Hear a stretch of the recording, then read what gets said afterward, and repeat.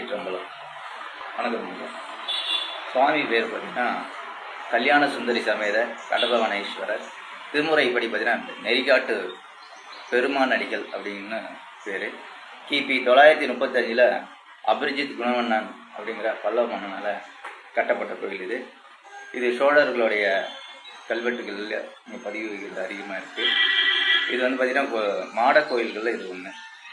சுவாமி வந்து இங்கே பார்த்தீங்கன்னா கடம்ப வனம் அப்படின்னு சொல்லக்கூடிய இந்த கஷேத்திரத்தில் வந்து தவம் செய்கிறதாக ஐதீகம்.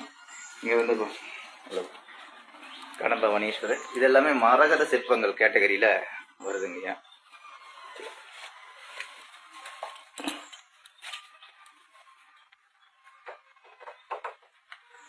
உற்சவர் கல்யாண சுந்தரி சமேத கடமேஸ்வரர் உற்சவர். ரொம்ப பழமையான ஐம்பொன் சிற்பங்கள். சுவாமி அம்பன சுந்தரி பாஷான் குஷங்கிற அபயகாரத்தோட அருள் பாலிக்கிறாங்க.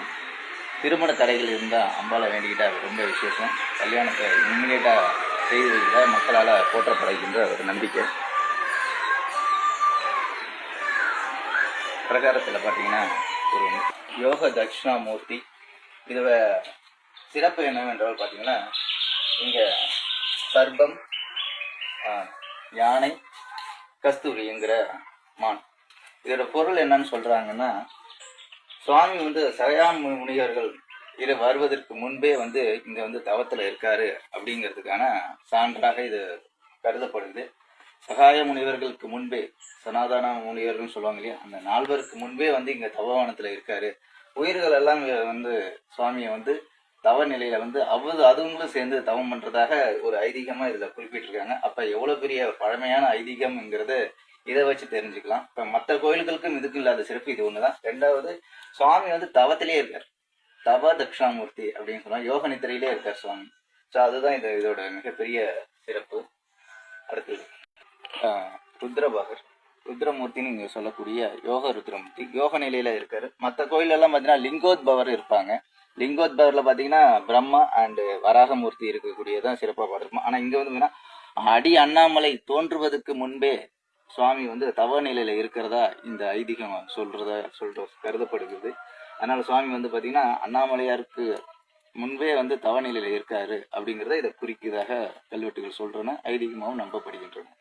அடுத்தது கோயிலில் இருக்கிற மாதிரியே பார்த்தீங்கன்னா இங்கே வந்து இல்லாம தவ நிலையில இருக்கிறதாக ஐதீகம். பிரம்மாவே வந்து பாத்தீங்கன்னா நின்ற கோலத்துல பெரும்பாலும் நம்ம பார்த்திருக்கோம்.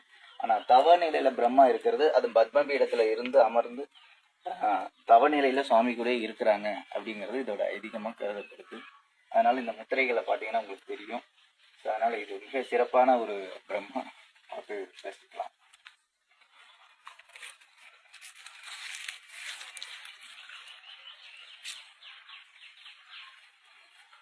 பார்த்தீங்கன்னா 27 நட்சத்திர விருட்சங்கள் இருக்கு. இந்த நட்சத்திர விருட்சங்களுக்கு வந்து அந்தந்த நட்சத்திரக்காரர்கள் வந்து அதற்கு நீர் வாக்கலாம்.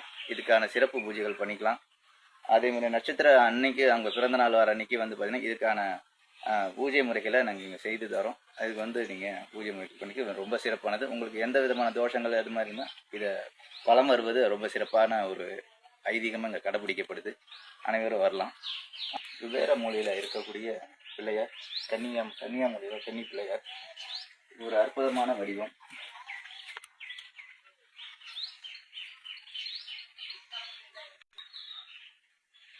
இத்திருக்கோயிலில் பார்த்தீங்கன்னா மிக சிறப்பான ஒரு பெருமாள் வீரநாராயண பெருமாள் அப்படின்னு சொல்லக்கூடிய வீரநாராயண பெருமாள்னா அப்படின்னா என்ன ஒரு வித்தியாசம்னா, இங்க சுவாமியோட சுதர்சன சக்கரம் பார்த்தீங்கன்னா ஹரிசாண்டல்ல தான் இருக்கும்.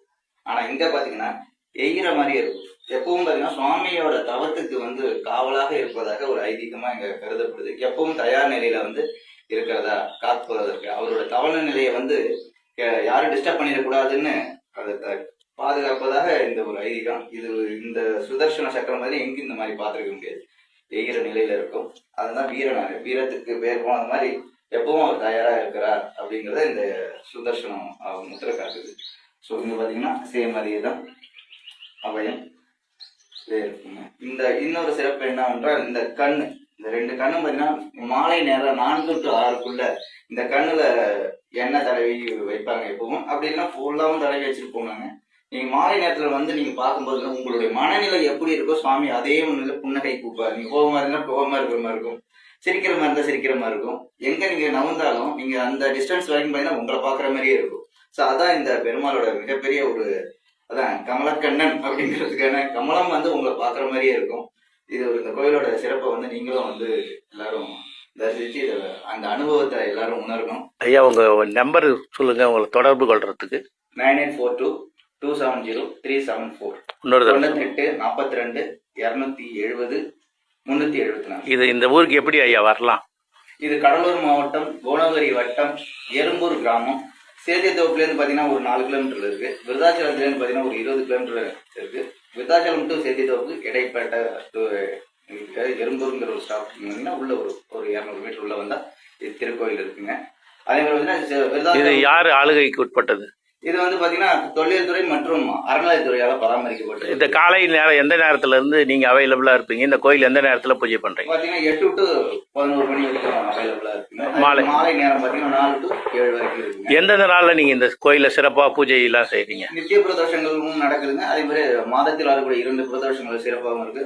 பௌர்ணமி, அமாவாசை பரிகாரங்களா இருக்கு. மற்ற விசேஷ நாட்களையும் அந்தந்த முகூர்த்தங்களுக்கு வந்து விசேஷங்கள் செய்து தரணும். மெயினா அஷ்டமி, தேய்பிர அஷ்டமி வந்து பைரவருக்கு ரொம்ப விசேஷ காலங்களாக அபிஷேக ஆராதனை செய்யப்படுதுங்க.